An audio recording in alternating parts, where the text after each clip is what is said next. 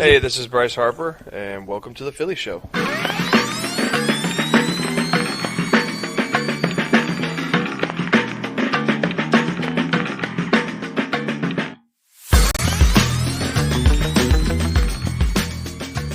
Hi, everybody. Welcome to the Phillies Show with Ruben Amaro Jr., Jim Salisbury, Todd Zalecki. It's Monday, August 19th, 2024.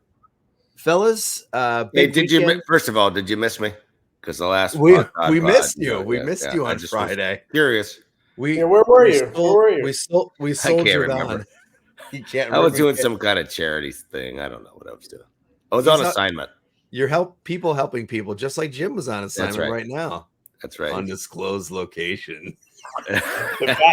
Super secret, Jim. Super secret, Jim. Undisclosed spray you with bat gas. Remember bat gas when they used to take the guy to the bat cave and they'd have to spray him with bat gas so he wouldn't know where he was going? That's right. I remember watching that.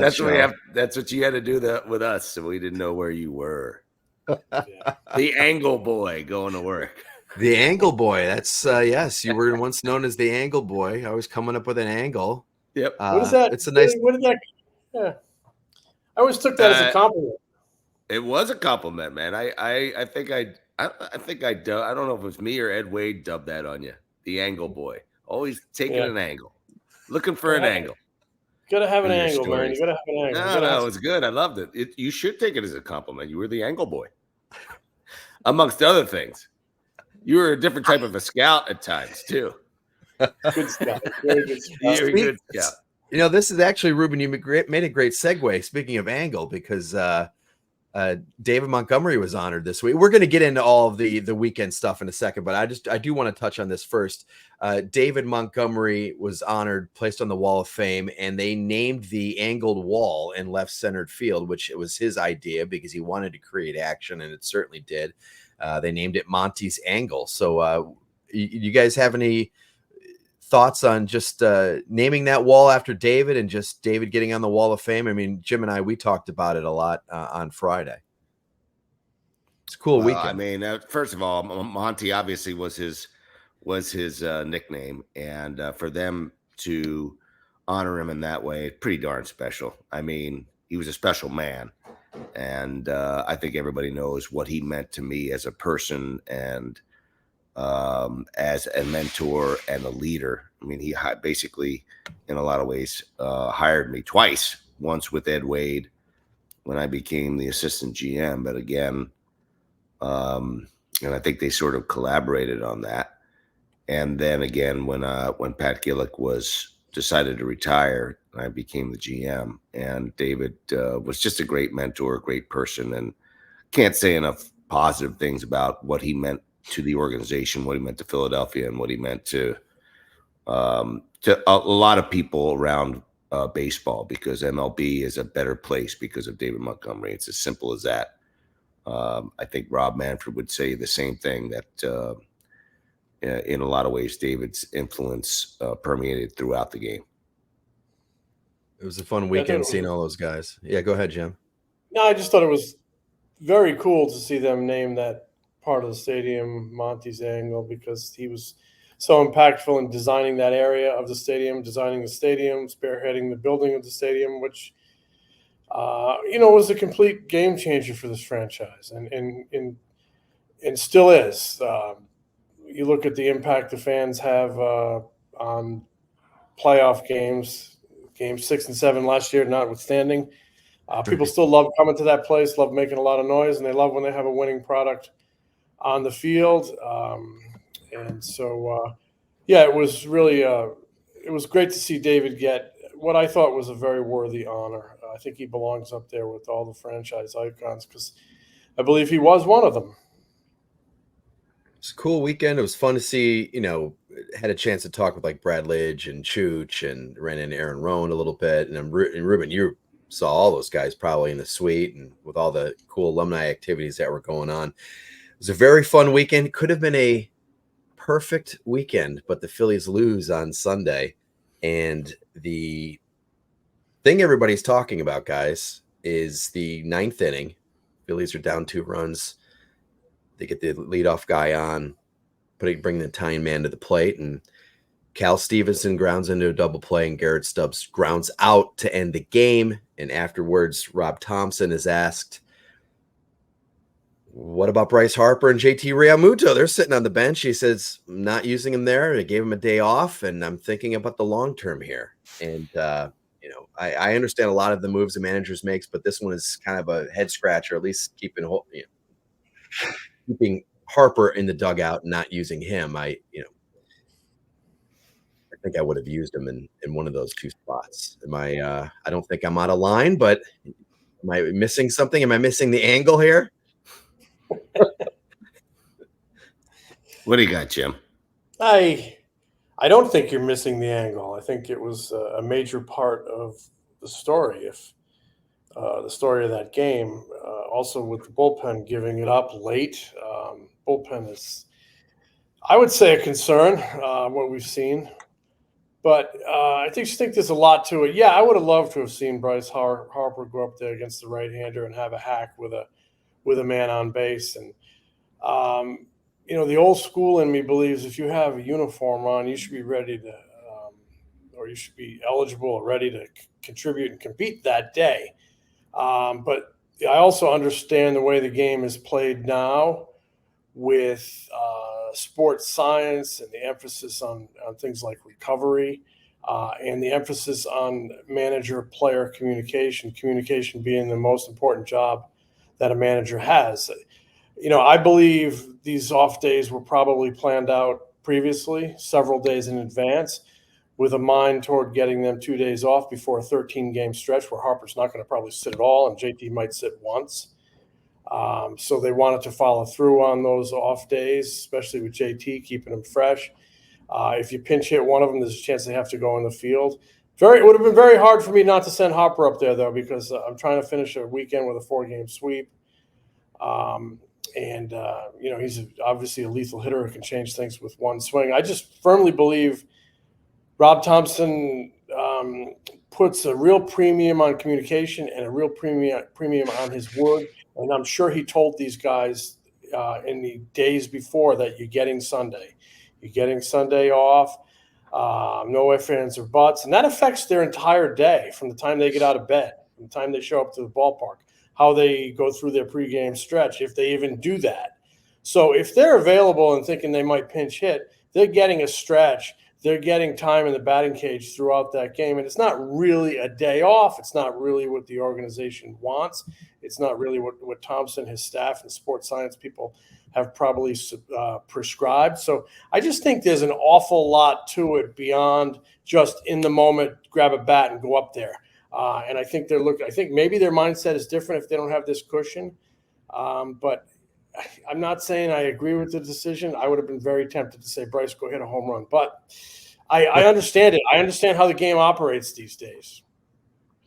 I think you hit the nail right on the head, Jim. I don't think there's any question about it, except I don't agree with any of it.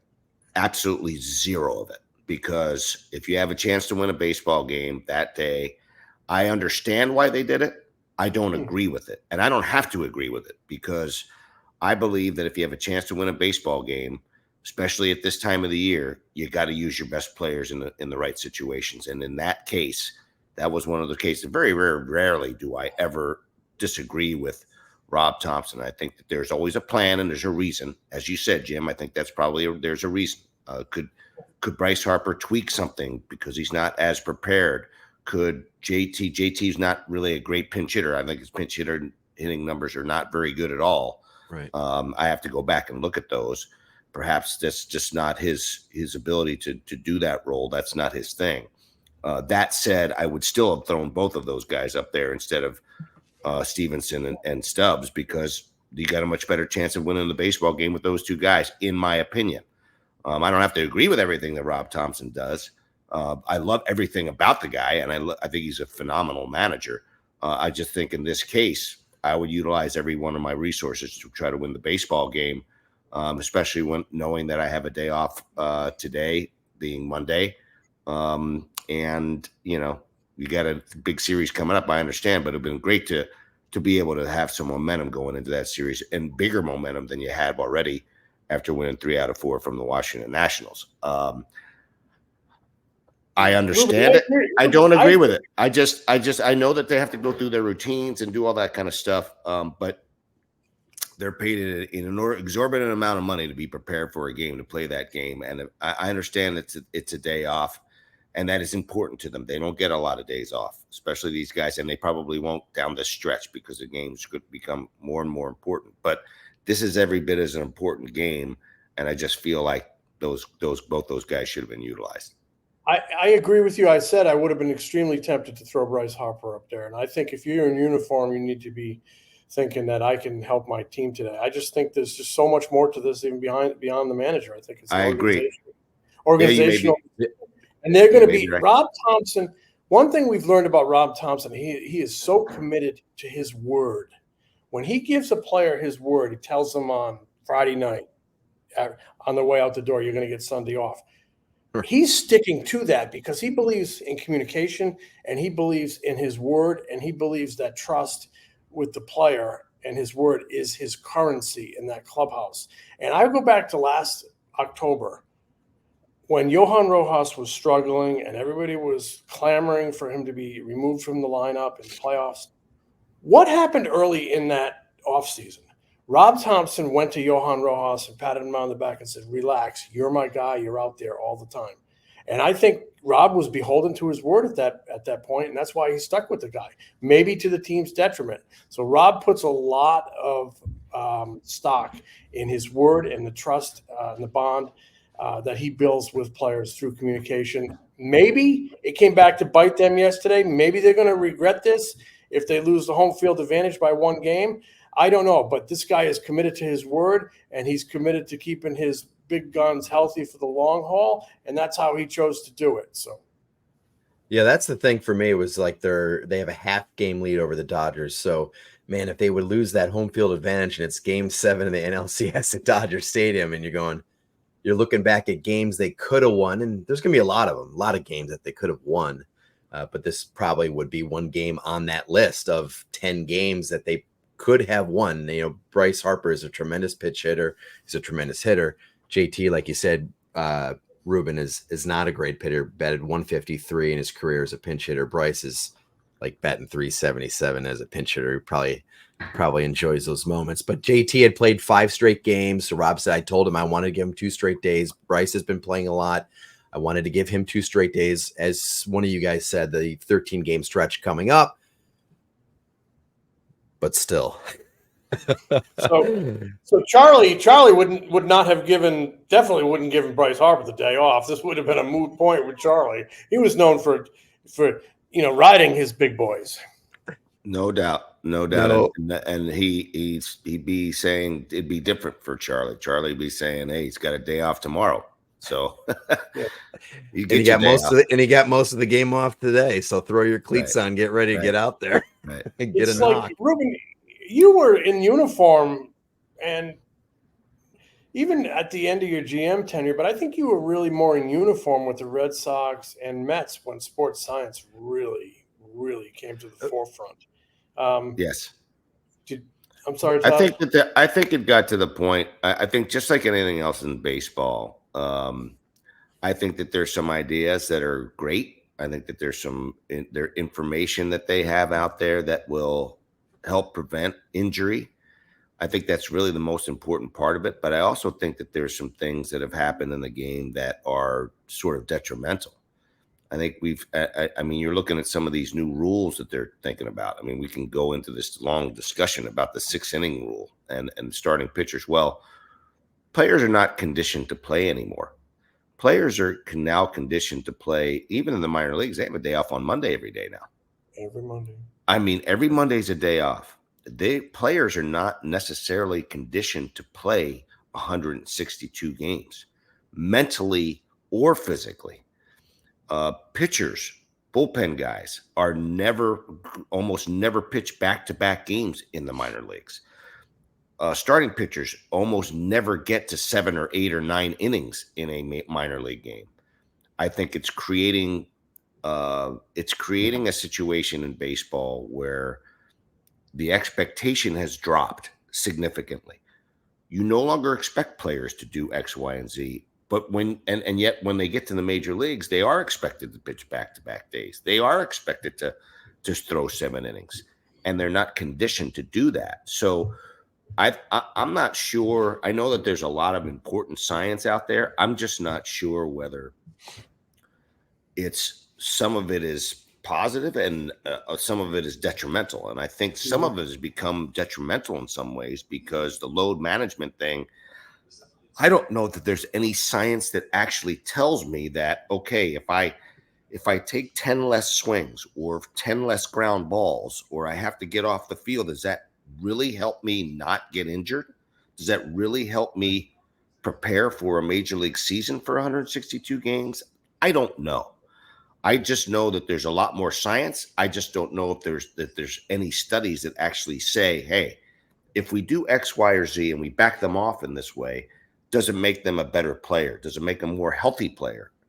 I just don't think that's the case. I'd like to see the evidence because I have never seen it.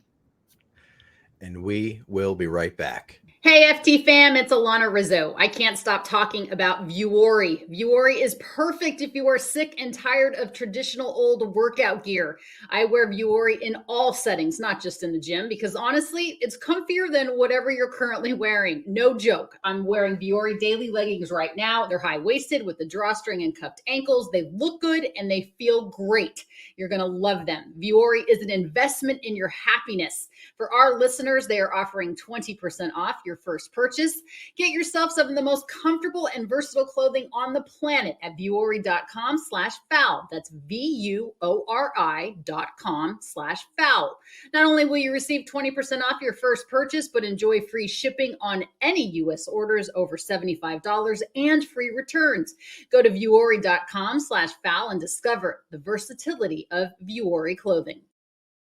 So I want to wrap this up real quick. This conversation, I think we're all in agreement.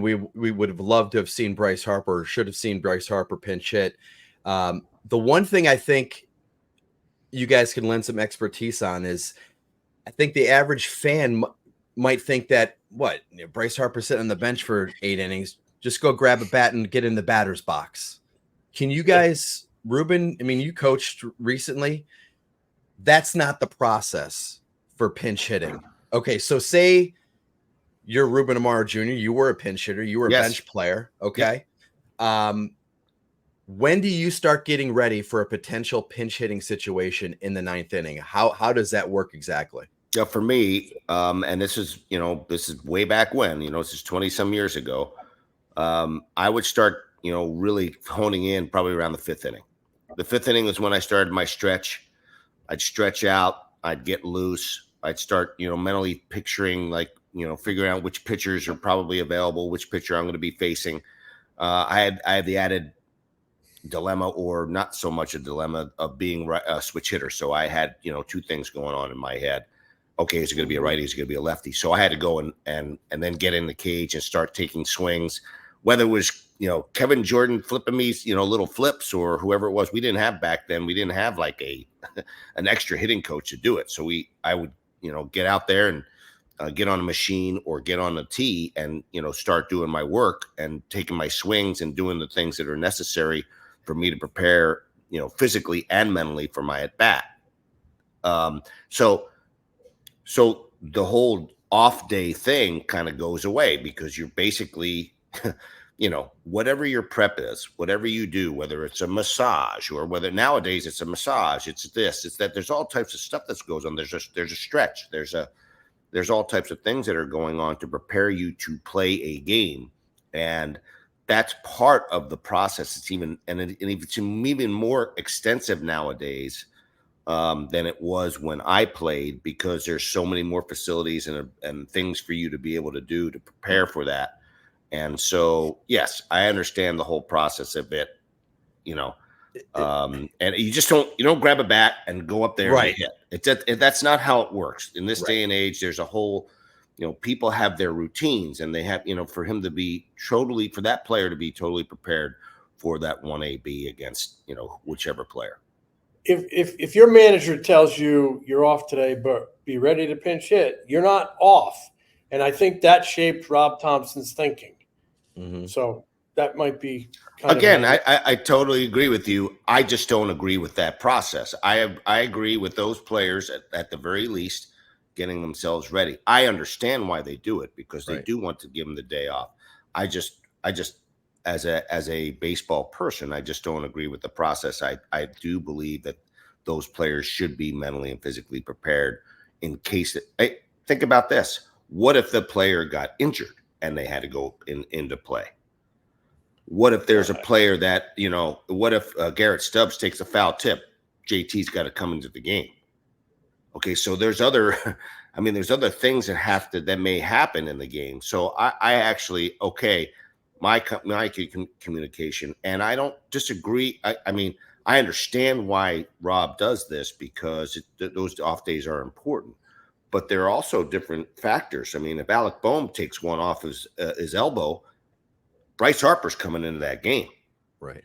Okay, he's playing first base. So there's other, and I know those are, extreme cases, but those are cases, and those things do happen.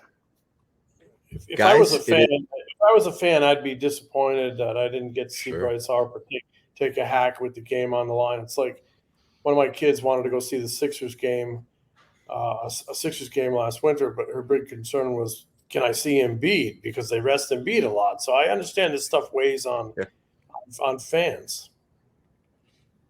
Guys, it is time for the Philly of the Week. Philly of the Week, presented by Shy Vintage Sports. Get unique throwback Phillies tees, hats, and sweatshirts from local artists at their shops in Center City, Wayne, and Westchester, and at shibesports.com. I've got on a blue vet tee, which is very nice. Cool. I love it. Jimmy's got his Connie Mack. He supports the old Connie Mack. And I packed mine in Atlanta, so I'll have it on Ruben's, next time. Ruben's are in Atlanta in spirit. Mine went to Atlanta. So every Monday we're going to kind of go around and figure out who the Philly of the Week is, or we're each going to pick a Philly of the Week. And should I start? I mean, for me, go ahead. I'm gonna take the easy route here. I'm an easy angle guy, so I'm gonna say Trea Turner. Trea Turner had been red hot since getting benched, I guess you could say, on Wednesday. 10 for 17, 3 doubles, 1 home run, 4 RBIs, 6 runs scored, 1.552 OPS, batting .588, and he's been running really, really well. Jim, on Friday we talked about how on Thursday he had his fastest home to first time. 8th fastest of the season, fastest sprint speed home to first since like July 20th. On Friday night, he hits a double to left center field. It was his fastest home to second on a double since like May of 2023. So Trea Turner's found that extra gear, and hey, the offense kind of took off those games.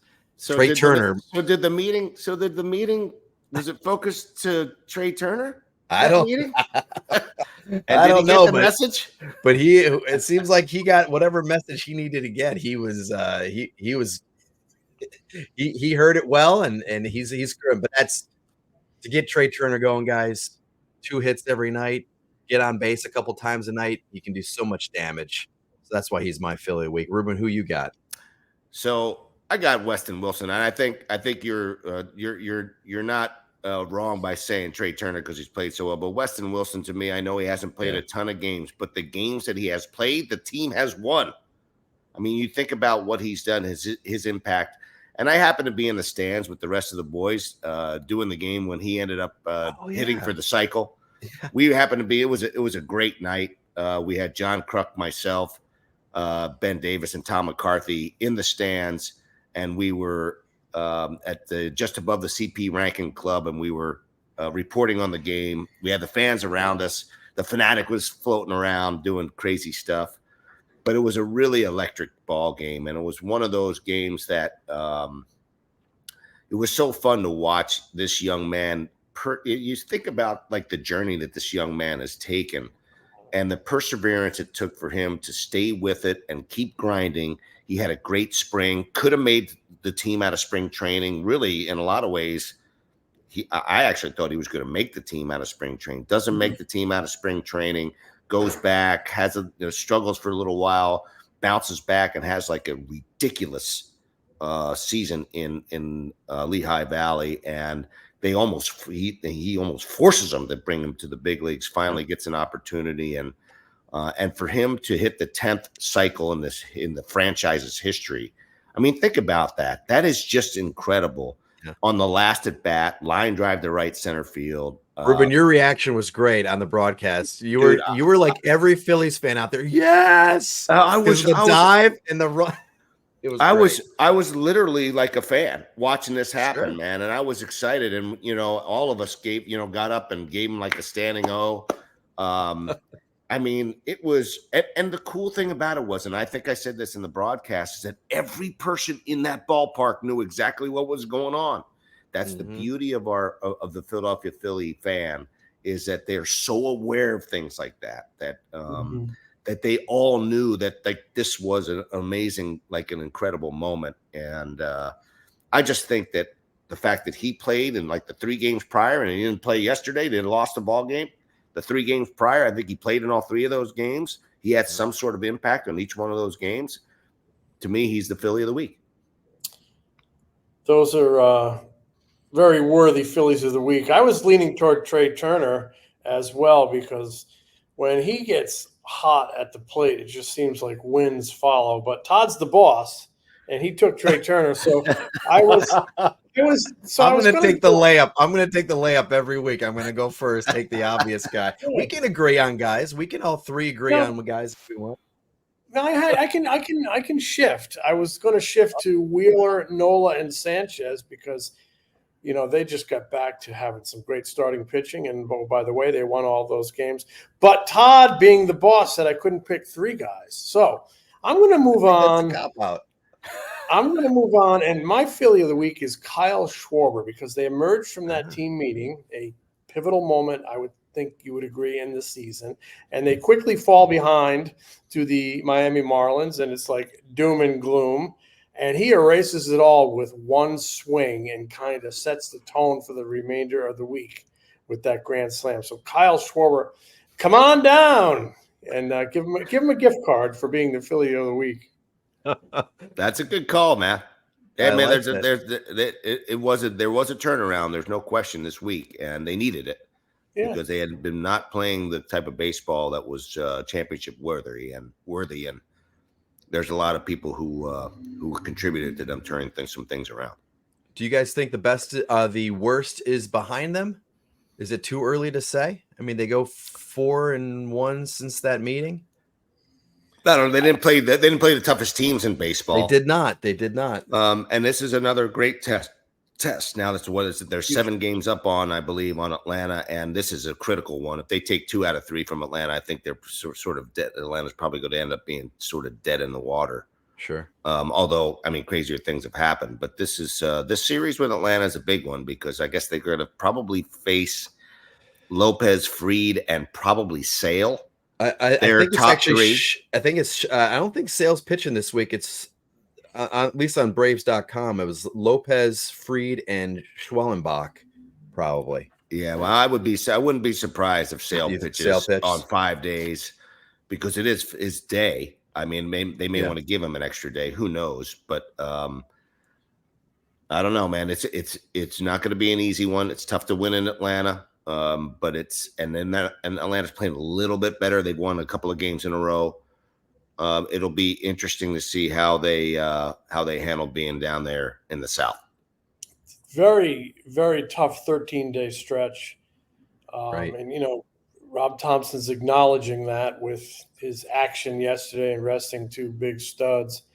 But tough 13-game stretch against teams all over 500, 7 of them against Atlanta. They haven't given up trying to run down the Phillies. And, I think it's a long shot, but they're going to give it their best. I mean, they're right in the playoff picture. Then you go to Houston. Then you go to Kansas City. They're right in their playoff picture. They need victories. They're going to play their butts off. Then you got Houston. Do you have Houston and then Atlanta, right? No, Atlanta again. They do have. I think they have Atlanta twice in these next 13. I do believe, but I'm not. Don't quote me on it. I can pull. So it's 7 against Atlanta and 3 against Kansas City, right? Yeah, Well, that's right. KC's a very scrappy team. Remember, I think Kansas City came in our place, and did they take 2 out of 3 of the Phillies last year? That might have been last year, yeah. I know they played very, very good baseball against the Phillies the last time they faced him. And you have the schedule in front of you, Todd? I do, yeah. It's 3 in Atlanta, 3 KC, Astros for 3, then the Braves for 4. Okay, so it is Houston as well. Yep. Okay. Braves So the for road 4, trip. 4-game Okay, series. the road trip is Atlanta, Kansas City, and then you have Houston. then Houston, Atlanta. Atlanta at home. Okay, that's what I Yep. can see the schedule in my mind's eye. It's a tough stretch. It's Yeah. another tough stretch, almost like that West Coast swing. And It's important. It's important for them to get Suarez back. I'm not sure exactly what the next step for Suarez is concerned, but they need to get him back into this rotation for them to be at full strength. And Yes. if he is back and pitching the way he can pitch, doesn't have to be lights out for 7 innings, but he needs to bounce back because they need that pitching depth. So it sounds like what's going to happen. The plan is Wheeler Tuesday, Nola Wednesday, Sanchez is Thursday. But coming off the complete game, we know that gives Rob Thomson heart palpitations. Pushing guys that far. So he said if Sanchez, they feel like he's bounced back, he'll pitch Thursday. Now, if they feel that he needs an extra day, they're going to give him the extra day, and they're going to make Thursday a bullpen game in Atlanta. So let's assume that Sanchez threw 99 pitches. Let's say he feels great. He pitches Thursday. It's probably going to be Taijuan Walker on Friday, and that would line up Suarez on Saturday. Now, all that, of course, is subject to change. Yeah, subject to change. So it could be Walker and Suarez Friday, Saturday in Kansas City. So, Jim, you mentioned it. Sanchez, potential Philly of the week, the rotation.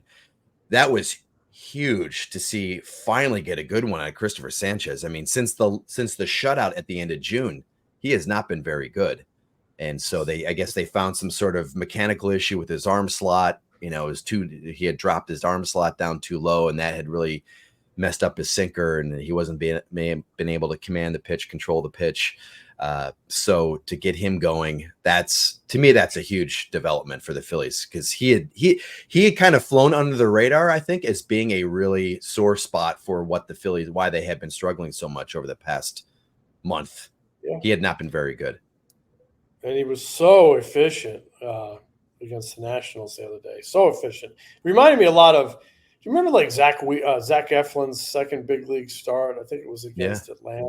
It's like 91 pitches, 89 pitches, sinker. It was a very efficient ball game, and they need him to build on that because he's vital. And length in the rotation is vital. And I'm really, really curious to see how Ranger looks, because I just think this thing has taken a long time. I think they're not letting on everything, and it's not their job to let on everything. I mean, I know people ask all the time, and but it just seems like it's taken a long time. Do you guys agree? Yes, they've stretched it out on Suarez. Hopefully, it's something that that's not lingering, and something that they've nipped in the bud, so to speak. But think about it; those are 2 really, really good left-handers in your rotation that you need. I mean, that was the reason why this team was playing almost 700 ball for the first couple of months of the season, is because the starting pitching was just outrageous, and they need those guys back.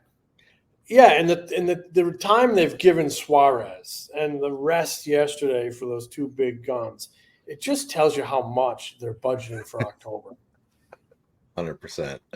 They are. That is everything in their mind. They want these guys as fresh as humanly possible. As daisies. Yes, fresh as daisies. Who doesn't love that? October is all that matters for this team. And I'm in agreement. It's all that matters, because you remember when we were talking about them winning 110 games or whatever and having this, it wasn't going to mean anything if they didn't have a great October and have a parade. I hate to be that, drastic, because I do believe you can have a special season, a great season, without winning the World Series. But they've had good seasons the last 2 years. They've gone into the postseason. They've made memories for people. They've experienced disappointment. it's all about the big prize for this team. No doubt. Guys, we will be back Wednesday, probably Wednesday. Let's take some more listener viewer questions. So if you're listening to this, we'll send out the Philly Show Twitter account. We'll put something on Instagram and on YouTube. Fire off some questions. We'll answer your questions in the middle of the week. That seems to be fun. We enjoy the nice change of pace. You can keep it clean, try to keep it clean. If not, we can edit it out, So guys, we'll see you. We'll see you guys on Wednesday. Smell you later, boys. Smell you, Jim. Get some rest. This is The Phillies Show. If you haven't already, please subscribe to The Phillies Show wherever you get your podcasts. You can also watch us on our YouTube channel. If you like what we do, give us a review. Tell a friend. Catch Ruben, Jim, and me on Phillies Nation TV, presented by Valley Forge Tourism. New episodes air an hour before every Saturday Phillies game on NBC Sports Philadelphia. Replays air throughout the week and on PhilliesNation.com. Get more of Ruben's analysis during, before, and after Phillies games on NBC Sports Philadelphia, on the Sports Radio 94 WIP Morning Show, and MLB Network. Read Jim at the All City Network at allphly.com. Find more of me at MLB.com, the Phillies Beat newsletter, and occasionally on MLB Network.